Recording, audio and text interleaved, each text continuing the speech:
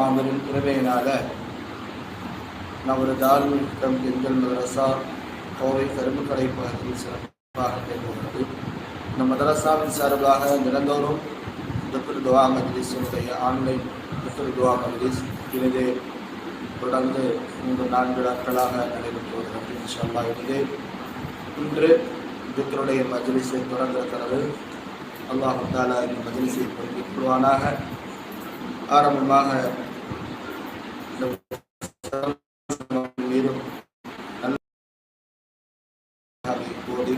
நாம் இந்த மஜ்லிஸை தொடங்குவோம். إلى حضرة سيد الأولين والآخرين والشفيع المجرمين وحبيب رب العالمين سيدنا محمد المصطفى صلى الله عليه وسلم. الفاتحة. أعوذ بالله من الشيطان الرجيم. بسم الله الرحمن الرحيم. الحمد لله رب العالمين الرحمن الرحيم مالك يوم الدين. إياك نعبد وإياك نستعين اهدنا الصراط المستقيم صراط الذين أنعمت عليهم غير المغضوب عليهم ولا الضالين. آمين.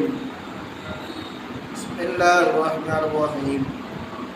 وإلى حضرة سيدنا أمير المؤمنين شاه مرضان علي كرم الله وجهه وإلى حضرة سلطان الشهداء سيدنا إمام حسين الشهيد كربلاء رضي الله تعالى عنه وسيدنا إمام الحمام الزين العابدين رضي الله تعالى عنه وسيدنا محمد باقر رضي الله تعالى عنه وسيدنا جعفر الصادق رضي الله تعالى عنه وسيدنا موسى الكاظمي رضي الله تعالى عنه وسيدنا علي بن موسى رضي الله تعالى عنه وسيدنا الشيخ معروف الكريم رضي الله تعالى عنه وسيدنا سلي السكتي رضي الله تعالى عنه وسيدنا الشيخ جنيد البغدادي رضي الله تعالى عنه وسيدنا أبي بكر عبد الله الشبلي رضي الله تعالى عنه وسيدنا أبي العباس أحمد الحسين رضي الله تعالى عنه وسيدنا أحمد بن عبد العزيز الجبلي رضي الله تعالى عنه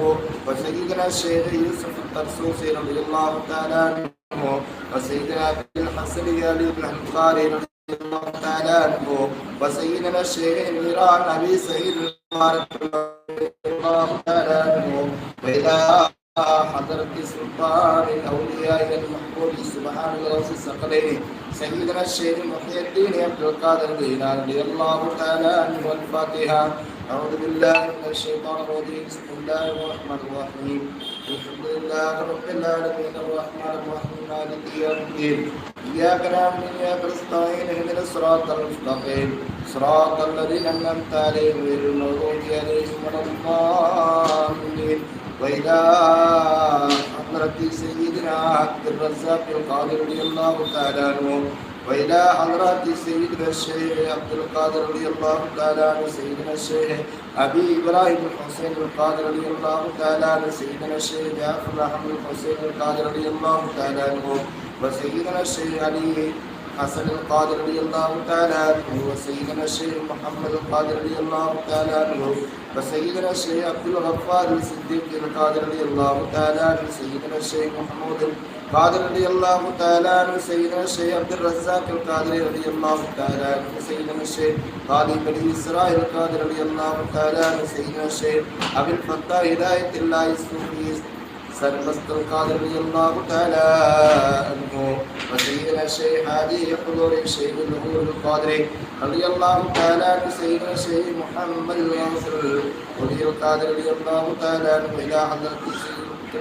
صاحب الكرامات اللاغرية والأسرار الباهرية عبد القادر الشاعر الحميد القديس وائل القادر رضي الله تعالى عنه وسيدنا الشيخ صاحب يوسف ولي الله القادر الناظوري رضي الله تعالى عنه سيدنا الشيخ سلطان القادر رضي الله تعالى عنه وسيدنا الشيخ سلطان عبد القادر رضي الله تعالى عنه سيدنا الشيخ علي الحسن عبد الله القادر رضي الله تعالى عنه وسيدنا الشيخ ميران عناية الله القادر رضي الله تعالى عنه سيدنا الشيخ صافي محمد العارف بالله القادر رضي الله تعالى عنه وسيدنا سلطان الحقان العارف بالله سمدان القادر رضي الله تعالى عنه وسيدنا الشيخ أبي الحسن الحقان العارف الرباني قادر رضي الله تعالى عنه سيدنا الشيخ سلطان الخليفة القادر رضي الله تعالى عنه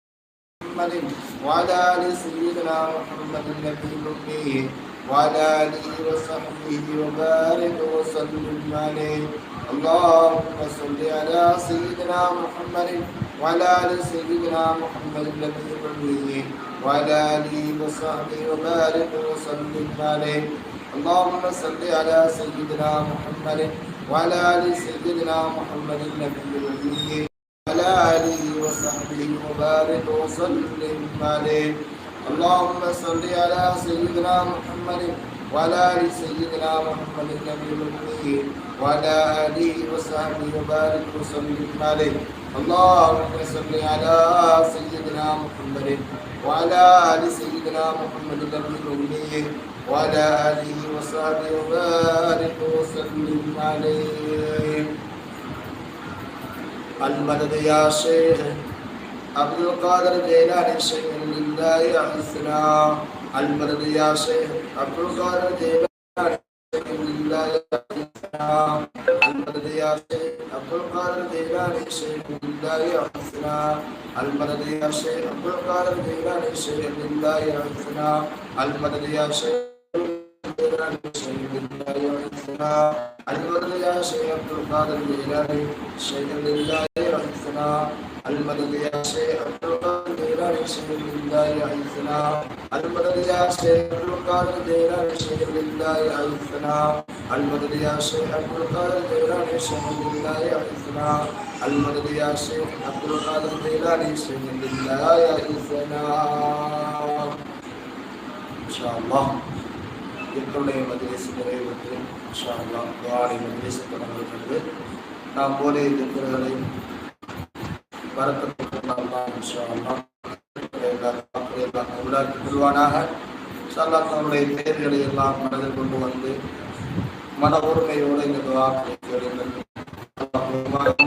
என்னுடைய பரக்கத்தினால் என்னுடைய சொந்தமான ஜும்மாவுடைய நாளாக இருக்கிறது. ஜும்மாவுடைய பரக்கத்தினாலும் அல்லாஹ் உள்ளாக்குவானாக.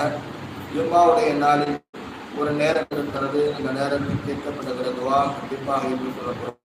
ஆனால் அந்த நேரத்தில் எது என்பதை நாயகம் ஸல்லல்லாஹு அலைஹி வஸல்லம் அறிவித்து தரவில்லை. நாம் இருக்கிற இந்த துவாவுடைய நேரம் அந்த நேரமாக அல்லாஹ் ஆக்கி நம்முடைய துவாக்களை அல்லாஹ் கொண்டு செய்து கொள்வார்கள். அல்ஹம்துலில்லாஹ் அல்ஹம்துலில்லாஹ் ரப்பில் ஆலமீன். اللهم صل على سيدنا محمد وعلى آل سيدنا محمد وبارك وسلم عليه. اللهم اغفر لنا ذنوبنا وخطايانا كلها يا رب العالمين. ربنا لا تؤاخذنا إن نسينا واخطأنا ربنا ولا تحمل علينا إصرا كما حملته على الذين من قبلنا. ربنا ولا تحملنا ما لا طاقة لنا به واعف عنا واغفر لنا وارحمنا أنت مولانا فانصرنا على القوم الكافرين. اللهم انصر سمع ما قرأنا من كلامك العزيز. هذه هدية واصلة ورحمة نازلة ورحمة شاملة وتحفة كاملة منا إلى روح نبينا محمد صلى الله عليه وسلم خاصة، ثم إلى أرواح جميع الأنبياء والأولياء والعلماء والشهداء ورضوان الله تعالى عليهم أجمعين، ثم إلى أرواح جميع المسلمين والمسلمات والمؤمنين والمؤمنات، ثم إلى أرواح من دفن هذه البلدة وأطراف هذه البلدة يا أرحم الراحمين. اللهم اجعل قبورهم روضة من رياض الجنان ولا تجعل قبورهم حفرة من حفر النيران. اللهم اجعل قبورهم نورا ولا تجعل قبورهم نارا. اللهم بارك منجاهم ووصف مقبرهم واجعل الجنة مثواهم يا أكرم الأكرمين. اللهم افتح لهم أبواب الخير وأبواب البركة وأبواب الرزق وأبواب الصحة وأبواب السلامة وأبواب العافية وأبواب النعمة وأبواب الدولة وأبواب القوة وأبواب العلم وأبواب الفهم وأبواب الدين والدنيا والآخرة إنك على كل شيء قدير. بالبيان الله بالبيان يا الله يا رحمن யா கஃபூரே எல்லா புகழுக்கும் தகுதியானவனே, வணக்கத்திற்கு தகுதியானவனே, அந்த சராசரங்களை அனைத்தும் படைத்து அணுவணுவாய் பரிபாலித்து வருகிற ஏகரிவா எல்லா புகழுக்கு ரஹ்மானே, எங்களை படைத்து எங்களுக்கு ரிஸ்கையும் கொடுத்து யா அல்லாஹ் மிக அழகான முறையில் படைத்து எங்களுக்கு ஈமானை தந்தரட்டே, உனக்கே எல்லா புகழும் யா அல்லாஹ். அதிலும் சிறந்த நபிமார்களின் தலையான எங்கள் நாயகம் ஸல்லல்லாஹு அலைஹி வஸல்லம் உம்மத்தில் ஒருவராய் எங்களை பிறக்கச் செய்திருக்கிறார் ரஹ்மானே, உனக்கே எல்லா புகழும். அல்லாஹ் ரஹ்மானே ரஹீமே கஃபூரே மன்னிப்பை விரும்பக்கூடியவனாய் நீ இருக்கிறாய், என்னுடைய பாவங்களை மன்னிக்க அருள் புரிவாயாக. யா அல்லாஹ் என்னுடைய பெற்றோர் உற்றார் உறவினர்கள் உலகத்தில் வாழ்கிற அனைத்து முஸ்லிம்களுடைய அனைத்து பாவங்களை மன்னித்தல் புரிவாயாக. யா அல்லாஹ் என்னுடைய மனைவி மக்கள் செய்த பாவங்களை மன்னித்தல் புரிவாயாக. யா அல்லாஹ் யா ரஹ்மானே எங்களை விட்டு மறைந்து விட்ட முன்னோர்களுடைய பாவங்களை மன்னித்தல் புரிவாயாக. யா அல்லாஹ் யா ரஹ்மானே உடைய சொந்த பந்தங்களில் யாரெல்லாம் மன்னித்திருக்கிறார்களோ அவர்களுடைய அனைத்து பாவங்களையும் மன்னித்தல் புரிவாயாக. யா அல்லாஹ் வாழும் காலங்களிலே பாவங்கள் செய்யாமல் நல்ல அடியார்களாக வாழக்கூடிய தௌஃபீக்கை தந்தல் புரிவாயாக. நீ மன்னிக்க விரும்பக்கூடியவன் அல்லாஹ். நாங்கள் பெரிய நிறைய ஹராமான செயல்களை செய்திருக்கிறோம், ஹராமை பார்த்திருக்கிறோம், ஹராமை சிந்தித்திருக்கிறோம். எங்களுடைய பாவங்களை எல்லாம் மன்னித்து அருள் புரிவாயாக. யாரெல்லாம் இது வாழும் காலங்களிலே உனக்கு பொருத்தமான முறையிலே நல்லடியார்களாக வாழ்கின்ற தௌஃபீக்கை தந்தல் புரிவாயாக. யா அல்லாஹ் உன்னுடைய அருளால் கிருபையால் நாங்கள் உடைய திக்ருகளையும் ஸலவாத்துகளையும் இஸ்திக்ஃபாரையும் ஏற்றுக்கொள்வாயாக. யா அல்லாஹ் இந்த திக்ருடைய பரக்கத்தை கொண்டனால் ரஹ்மானே என்னுடைய எல்லா தேவைகளையும் நிறைவேற்றி தந்தல் புரிவாயாக. யா அல்லாஹ் ரிஸ்கை வழங்கக்கூடியவனே என்னுடைய ரிஸ்களை பரக்கத்தை நீ தந்தல் புரிவாயாக. யா அல்லாஹ் நாங்கள் செய்கிற வியாபாரங்களை அபிவிருத்தி தருவாயாக. யா அல்லாஹ் புறாமைக்காருடைய புறாமைகளை விட்டு அன்பிஸ்தை விட்டும் சுவர் ஷைத்தான் போன்ற எல்லா தீமைகளையும் விட்டும் பாதுகாத்தல் புரிவாயாக. யா அல்லாஹ் எங்களின் பலரும் கடன் சுமையினால் பாதிக்கப்பட்டிருக்கிறார் ரஹ்மானே, அந்த கடன் சுமைகளை யாரால் லேசாக்கி தந்தல் புரிவாயாக. யா அல்லாஹ் எங்களது பலரும் நோயால் பாதிக்கப்பட்டவர்கள் இருக்கிறார் ரஹ்மானே, நோய்களை எல்லாம் பரிபூர்ணமான ஷிஃபாவை ஆக்கி தந்தல் புரிவாயாக. சொல்ல முடியாத மனவேதனையோடு சிரமங்களோடு எங்களுக்கு பலர்கள் இருக்கிறார் ரஹ்மானே, அவருடைய கஷ்டங்களையும் வேதனைகளையும் சோதனைகளையும் நீக்கி அருள் புரிவாயாக. நிம்மதியான வாழ்க்கையை தந்தல் புரிவாயாக. யா அல்லாஹ் எங்கள் குலத்தம்பதிகளுக்கு குழந்தை இல்லாம ஆண்டுகளாக யா அல்லாஹ் உலகத்தில் துஆ செய்து கொண்டோம். யா அல்லாஹ் பல்வேறு திக்ருகளை செய்து கொண்டும் இருக்கிறார் ரஹ்மானே, அந்த தம்பதிகளுக்கெல்லாம் சாலிஹான குழந்தை பாக்கியத்தை தந்தல் புரிவாயாக. யா அல்லாஹ் வயிற்று வந்து பல ஆண்டுகளாக சாலியான மணமகனை யா அல்லாஹ் எதிர்பார்த்து கொண்டிருக்கிற யா அல்லாஹ் அந்த சாலியான மணமக்களுக்கு மரபத்து யா அல்லாஹ் அவர்களுக்கு சாலியான மணமகனை ஜோடியாக்கி தந்தல் புரிவாயாக.